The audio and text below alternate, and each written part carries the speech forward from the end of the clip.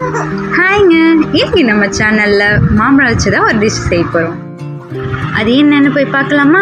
அதுக்கு நான் 3 மாம்பழத்தை எடுத்து சின்ன சின்ன பீசஸாக கட் பண்ணி மிக்சியில் போட்டு கிரைண்ட் பண்ணி எடுத்துக்க போகிறோம். இப்போ ஜாரில் சின்ன சின்னதாக பீசஸ் போட்டாச்சு. ஒரு கிளாஸ் பால் எடுத்து ஊற்றிக்கிறோம். 1/2 கப் சர்க்கரை போட்டுக்கலாம். அவ்வளோதான். இப்போ கிரைண்ட் பண்ணி எடுத்துக்கலாம். அவ்வளோதான், நம்ம மேங்கோ ஸ்மூத்தி ரெடி ஆயிடுச்சு.